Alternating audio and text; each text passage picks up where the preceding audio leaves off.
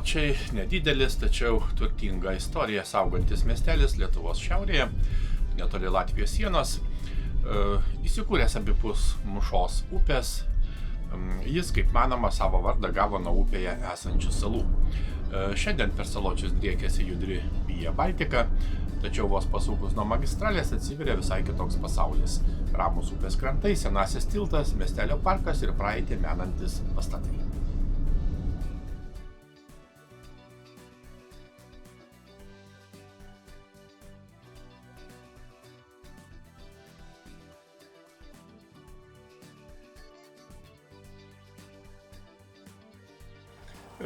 Šiandien užsukome į Saločių miestelį, nedidelis miestelis šiaurės rytų Lietuvoje, iš esmės prie Lietuvos-Latvijos pasienio. Na ir šiuo metu esame prie Mušos upės, tiksliau po tiltu krantinėje. Mušos upė iš esmės dalyja miestelį į dvi dalis. Miestelis palyginus yra senas, rašytiniuose šaltiniuose minimas 1514 metais. Nedidelis miestelis, tačiau tai yra pasienio miestelis, galima sakyti šiauriausias Lietuvos miestelis, nes netoliese jau yra Latvijos teritorija, mūsų kaimyninės Latvijos. Na ir miestelėje be abejo yra paminklai, yra bažnyčia, yra mokykla, yra kitos kai kurios įstaigos, na ir bet kuriuo atveju pažinti taip pat yra svarbu. Bet to miestelis yra prie pagrindinės magistralės Panevėžys-Ryga ir būtent šalia miestelio praeina ši magistralė. Na taip, kad įdomu, kaip visada, pažinti Lietuvą, pažinti įvairias Lietuvos vietovės.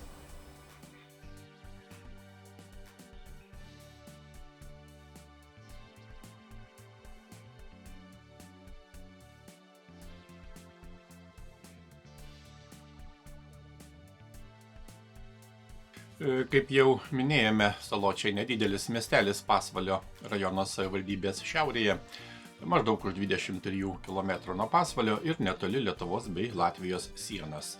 Tai seniūnijos ir parapijos centras, įsikūręs abipus Mušos upės. Per rytinę miestelio dalį teka Bėrė, tai yra nedidelis Mušos intakas. Na ir patogi geografinė padėtis nuo seno siejo Saločius su aplinkiniais miestais ir žinoma kaimyninė Latvija. Na, Saločių centrinė aikštė yra viena svarbiausių miestelio viešųjų erdvių, kurioje susitelkia kasdieninis gyvenimas ir istorinė atmintis. Aikštė yra ne tik miestelio centrinė dalis, bet ir vieta primenanti Saločių krašto žmonių kovas, pasiaukojimą bei siekį išsaugoti Lietuvos laisvę. Aikštėje stovi gelžbetoninis obeliskas, iškeltas ant granito postamento. Jame įrašyti žodžiai žuvusiems kovose už Lietuvos laisvę. Santūrios formos paminklas skirtas pagerbti žmonėms, kurie paaukojo savo gyvybės gindami nepriklausomą Lietuvą. Šiandien prie jo minimos valstybinės šventės, pagerbiami žuvusieji ir perduodama istorinė atmintis jaunajai kartai.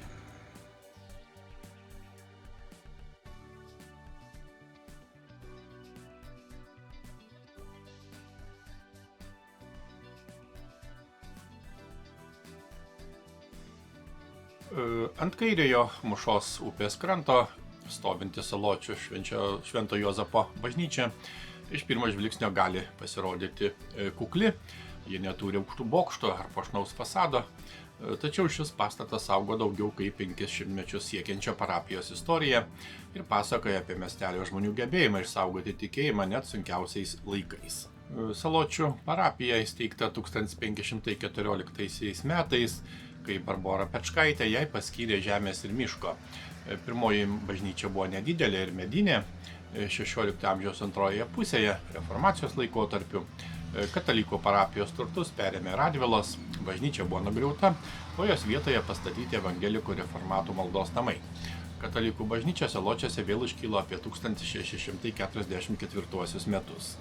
Vėlesniais šimtmečiais mediniai maldos namai buvo nekart atnaujinami ir pristatomi. 1873 pastatyta nauja medinė bažnyčia, kurią tarpukariu sutvirtino ir atnaujino klebonas Aleksandras Štombergas. Tačiau 1944 m. Liepos 26 d. bažnyčia ir varpinė sudegė, o nuo kaitros išsilydė net varpas. Vis dėlto parapijos gyvenimas nenutrūko jau 1945 metais. Kunigų Kazimiero Pukenio ir Antano Balaišio rūpesčiu bažnyčia buvo įrengta mūrinėje dviaukštėje klebonijoje. Šis neįprastas sprendimas tapo nuolatiniais parapijos namais. Dabartinė Švento Juozapo bažnyčia iki šiol tarnauja Saločių bendruomeniai, o jos santūri išvaizda primena, kad šventovės reikšmę kūrė ne vien architektūros didybė, bet ir žmonių atmintis, malda ir žinoma tęstinumas. Nuo bažnyčios verta nusileisti link Mūšos. Ant stataus upės kranto tarp medžių ir žalumos slepiasi nedidelis Saločių Lurdas. Jis įrengtas 1985 metais sovietmečiu, todėl šio religinio ženklo atsiradimas turi ir ypatingą istorinį foną. Akmeninėje nedidelėje grotoje stovi klūpančia Šventąją Bernadetą vaizduojanti skulptūra, primenanti švenčiausios mergelės Marijos apsireiškimus Prancūzijos Lurde. Nedidelis Lurdas kviečia stabtelėti, ir pažvelgti į Saločius kaip į vietą, kur tikėjimas, gamta ir bendruomenės atmintis išties tebėra gyvi.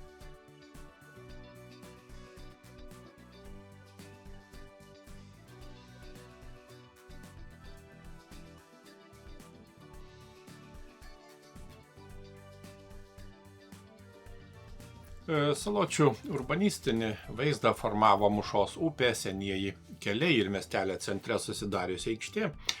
Gyvenvietė išsidėsčiusi abipus upės, o abi jos dalis jungia istorinis tiltas.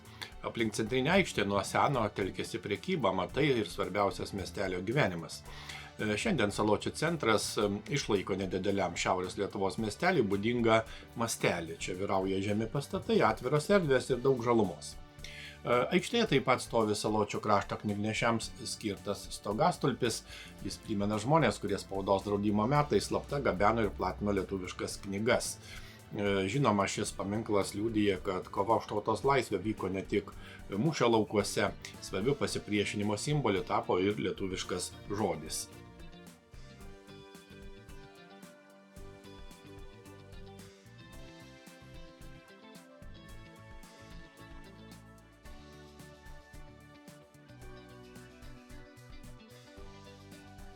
Vienas ryškiausių Saločių istorinių objektų per Mūšos upę nutiestas Stepono Dariaus ir Stasio Girėno tiltas.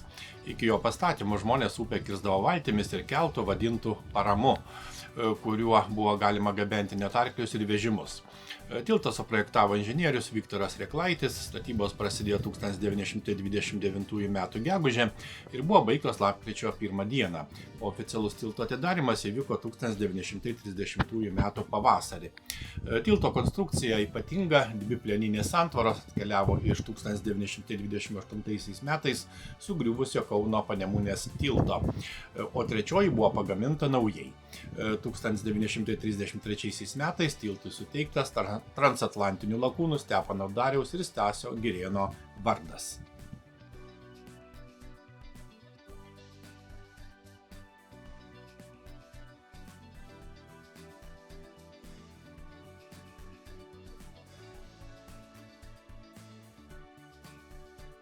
– 1703 m. kovo 19 d. netoli Saločių prie Šakarnių kaimo įvyko vienas didžiausių didžiojo šiaurės karo kautynių dabartinėje Lietuvos teritorijoje. Čia susirėmė jungtinė Lietuvos didžiosios kunigaikštystės ir Rusijos kariuomenė su Švedijos pajėgomis. Biržų link žygiavę švedai vadovaujami Levenhaupto pakeitė planus ir traukė Kuršo kryptimi. Prie Mūšos upės jiems kelią pastojo gausesnės lietuvių pajėgos įsitvirtinusios aptvertoje stovykloje. Švedai ryžosi puolimui, Lietuvos kavalerijai nepavyko apeiti priešą iš šonų, o švedų pėstininkai pralaužė įtvirtinimus. Sąjungininkų kariuomenė pasitraukė, palikusi pabūklus, amuniciją ir šimtus vežimų. Nors pergalę iškovojo švedai, didelių teritorinių laimėjimų ji neatnešė.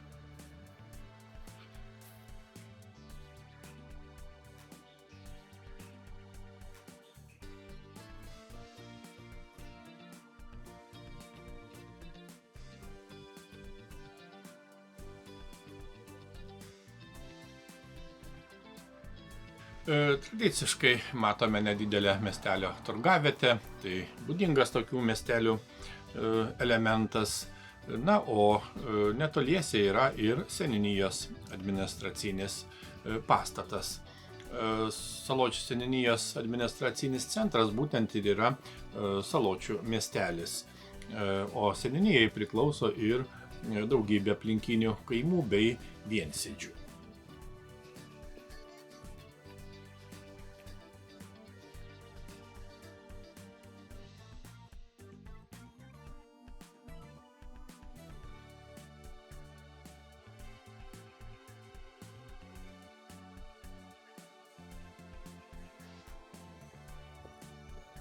Švietimo tradicijos Saločiuose siekia XIX amžiaus pradžią, kai prie bažnyčios veikė parapinė mokykla. Po 1863–64 metų sukilimo ji buvo surusinta, tačiau XX amžiaus pradžioje lietuviško švietimo idėja atgyjo. 1908 metais kunigo Štombergo ir Saulės draugijos iniciatyva prie bažnyčios įkurta lietuviška mokykla, kurią lankė net apie 300 mokinių. Dabartinės mokyklos istorija skaičiuojama nuo 1930 metų. Tuomet naujame 2 aukštų mūrinėme pastate pradėjo veikti Jono Basanavičiaus vardu pavadinta pradžios mokykla. Po Antrojo pasaulinio karo ugdymas buvo atkurtas, o 1949-aisiais pradinę mokyklą sujungus su progimnazija įsteigta Saločių vidurinė mokykla. 2003 metais mokykloje suteiktas iš Saločių krašto kilusio keliautojo, antropologo ir rašytojo Antano Poškos vardas. Nuo 2015 metų ji veikia kaip pagrindinė mokykla. Na, čia taip pat veikia ir krašto istorijos muziejus ir nedidelė dailės galerija.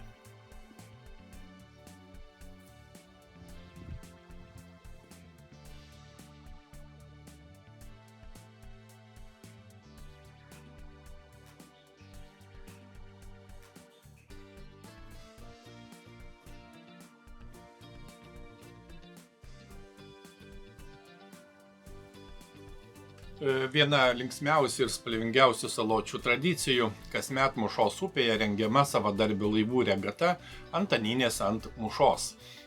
Ši šventė suburia miestelio bendruomenės svečius ir kūrybiškus laivų statytojus, kurie į vandenį nuleidžia pačių netikėčiausių formų plaukiojančius kūrinius. Čia galima išvysti piratų laivus, vikingų drakonus, plaustus, fantastinius laivelius ir kitus išradingai dekoruotus vandens transporto stebuklus. Svarbiausia ne greitis ar sportinis rezultatas, o gera nuotaika, originalumas ir gebėjimas saugiai pasiekti finišą. Regatos dalyviai dažnai pasipuošia prie savo laivo temos derančiais kostiumais, todėl Mūšos pakrantė tampa trumpam tikrų teatro, humoro ir fantazijos pasauliu. Žiūrovai palaiko plaukiančias komandas, jų fotografuoja, stebi, kuri konstrukcija pasirodys tvirčiausia. Antaninės ant Mūšos tai ne tik smagi vasaros pramoga. Šventė atskleidžia Saločių žmonių kūrybiškumą, bendruomeniškumą, gebėjimą paprastą upės krantą paversti gyvų, išradingų ir nepamirštamų miestelio susibūrimų.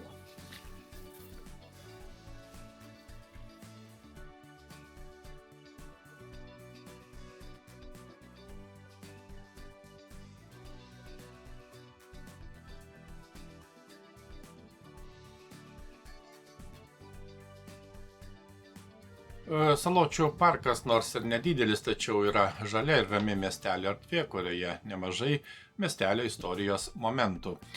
Tai buvusio Saločių dvaro parkas, išlaikęs senųjų želdinių ir landšaftinio planavimo bruožus.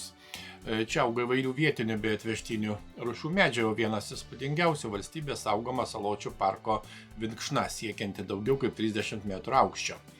Apie kadaise čia buvusią dvaro sodybą šiandien primena išlikęs rūsys, rūmų pamatų fragmentai ir ant seno pylimo esančios dvarininkų Medemų šeimos kapinaitės.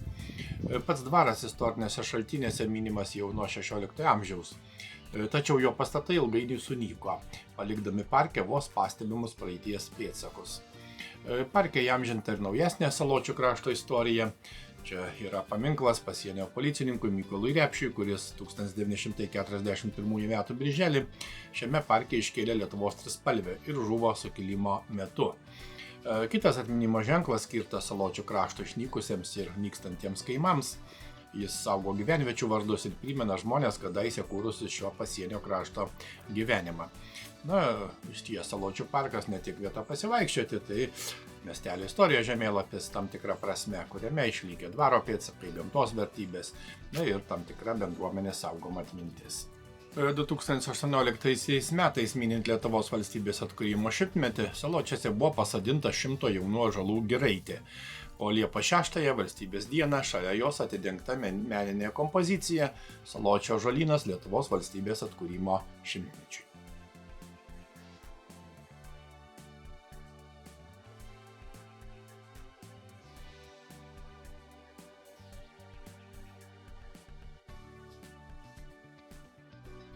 Saločių istorija siekia 15 amžiaus antrąją pusę, o 1514 metais čia įsteigta parapija ir pastatyta pirmoji medinė katalikų bažnyčia, kaip ir minėjome. Manoma, kad miestelio vardas kilo nuo Mušos upėje esančių salų.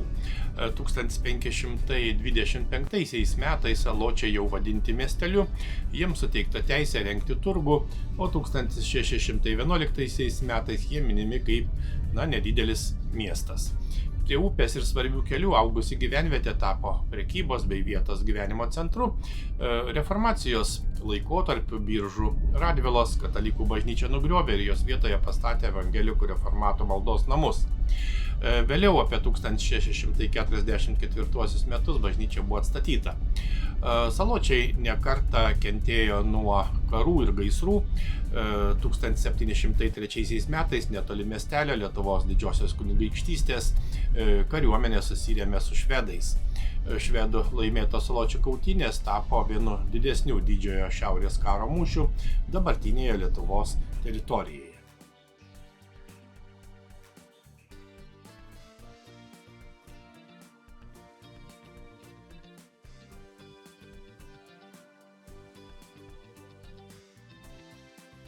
XIX amžiuje Saločių krašte stiprėjo lietuviškos spaudos ir tautinio sąmoningumo judėjimas. Spaudos draudimo metais čia veikė knygnešiai, slapta gabenė ir platinė lietuviškus leidinius. Tarpukario miestelis žinoma modernėjo, 1929-aisiais per mūšą pastatytas iki šiol naudojamas tiltas, o 1930-aisiais pradėjo veikti nauja mokykla. Antrojo pasaulinio karo pabaigoje sudegus mediniai bažnyčiai, 1945-aisiais Švento Juozapo bažnyčia buvo įrengta mūrinėje klebonijoje. Pokariu Saločio apylinkėse veikė Lietuvos partizanai.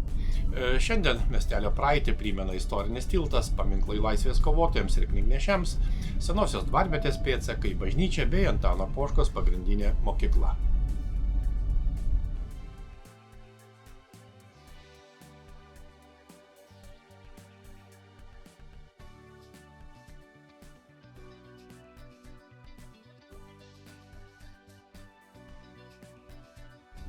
Aplankėme dar vieną Lietuvos kampelį ir dar kartais įtikinome, kad keliauti po savo kraštą nėra nei sudėtinga, nei brangu. Kartais užtenka vos kelioms valandoms išsukti iš įprasto kelio, kad atrastume vietas, apie kurias iki tol beveik nieko nežinojome. Iki kitų puikių kelionių.